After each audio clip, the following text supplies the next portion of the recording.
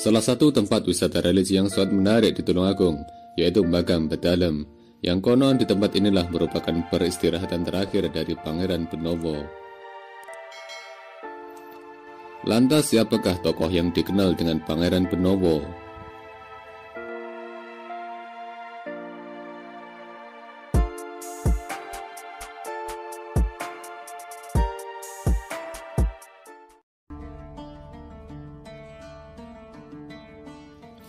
Pangeran Benowo atau Pangeran Abdul Halim merupakan putra dari Sultan Hadiwijaya Jagatingkir, pendiri sekaligus raja pertama Kerajaan Pajang.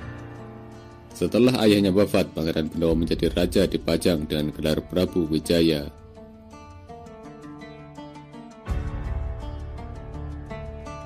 Menika Raden Benowo utawa Pangeran Benowo bin Joko Tingkir Sultan Hadiwijaya.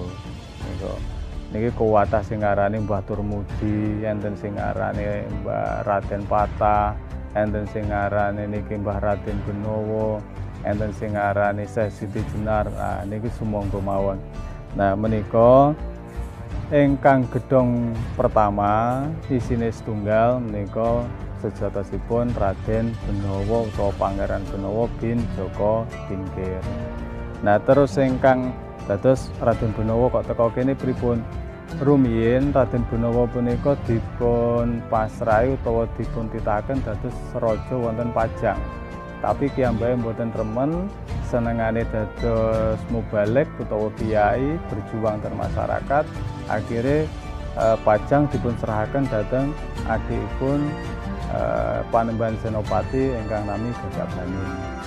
Terus Panembahan Senopati ngajak si Pangeran Benowo punika bergabung wonten Mataram. Dipun dadosaken sesepuh wonten Mataram.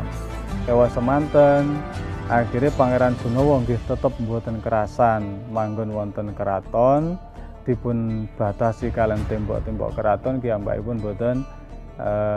mboten remen, akhirnya medal ngumbara utawa berjuang ten masyarakat. Kuwatah petilasanipun Raden Benowo mulai saking Jawa Tengah ngantos Jawa Timur, petilasanipun kathah sanget. Dados mbokane ten mriku wonten makame Pangeran Benowo, ten mriku wonten niku nggih wajar mawon. Nah, tempat terakhiripun Pangeran Benowo kalih para pendherekipun menika wonten ing Bedalem. Ngantos dumugi wafatipun wonten Bedalem. Kula dipun sareaken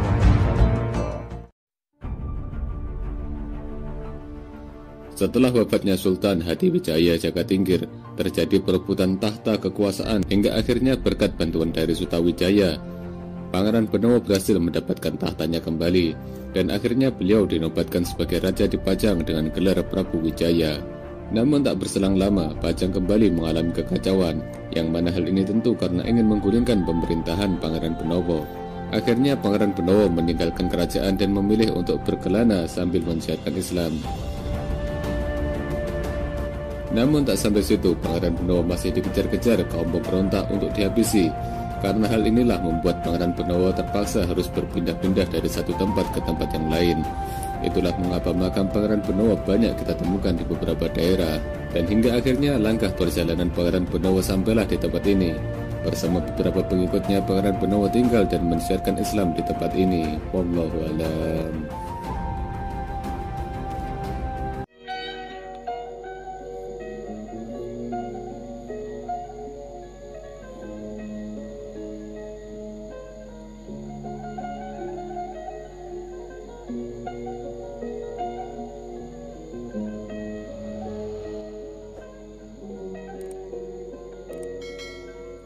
Namun terdapat versi lain akan cerita dari makam ini, yang mana sebagian orang meyakini bahwa makam ini merupakan makam dari Raden Fatah Sultan Demak.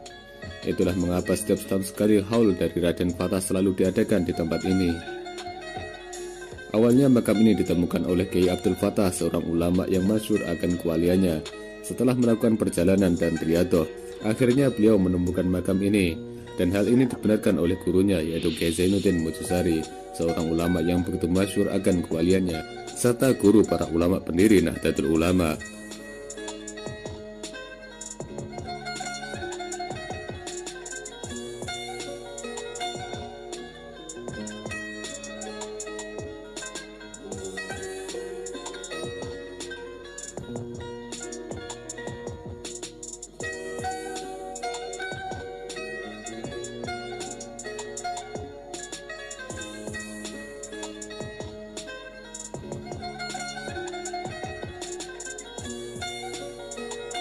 Tak hanya makam Pangeran Benowo, di tempat ini pun juga terdapat beberapa makam dari para pengikutnya. Yang gedung nomor kali niku wonten 9 makame. Lah menika antawisipun 9 menika punggawa punggawanipun Raden Benowo nalikanipun medal saking Mataram. Nah, sing 9 menika para senopatinipun penderek saking Pangeran Benowo niku sing paling kulon niku Raden Patah. Niku Raden Patah bin Qasim. Qasim punika putranipun Sunan Ampel.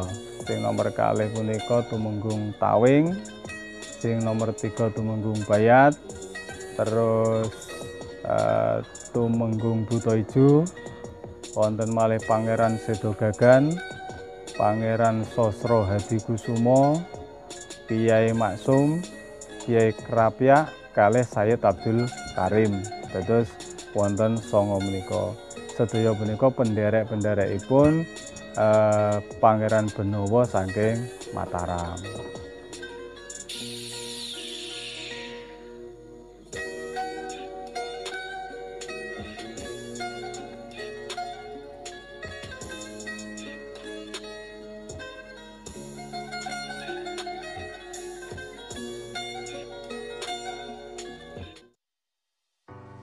Dan hingga saat ini kebenaran akan kisah dari makam Bedalam ini pun masih belum pasti.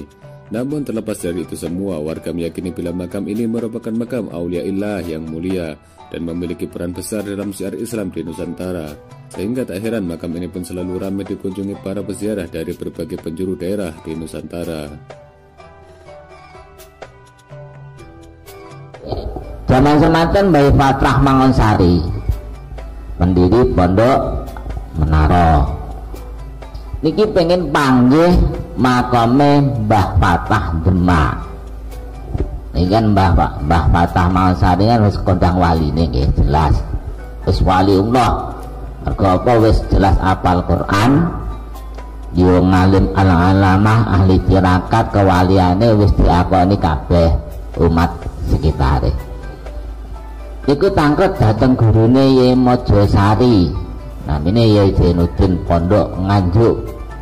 Yai Zainuddin niku alumnine meh sedanten dados, termasuk pendiri Pondok Pelawasan niku kan di alumni Mojosari. Niku tanglet Yai Zainuddin makame Mbah Patah Demak sing asli pundi. Karena zaman riyen niku ketahui se makam kuburan yange mboten enten. Anten dipindah turun Abadiyanu dipindah. Akhirnya Yai Zainuddin Mojosari maringi gombal. Omong ambek Mbah Patah. Mbah Patah ini kan muridnya Yai Mojosari. Akhirnya Yai Zainuddin Mojosari omong, ini Patah, iki gombali gawanen. Endi sing kok atimu mangkok yakini iki dalan nang dhuwur kuburane. Engko lek sampe kuburane kuwi mang enek horoke. Ya kuwi Raden Patah Demak makome nang kono kuwi. Dan mlampah teng Demak. Diplekne gombal niku mboten enten horoke. Masuk ke kuburane mboten horok. Jenenge santri kan sami natokna. Akhire gadah peling ali ngopo nambanten niku nggih enten makame Raden Patah Demak. Di dalam mriku niku makam niku mboten horok blas. Lajeng Mbah Patah Mangonsari dolan wonten ziarah teng Bedalem dideleh teng mriku gombane iku dideleh teng mriku akhirnya niku makome horeg mulane Bedalem niku diarani makome Raden Fatah Demak mergo asal usule niku cirakate riyadhe Mbah Fatah Mangonsari panglet dhateng kiyene Yai Zainuddin Madrasari. Oleh sejarah nggih mboten enten niku kula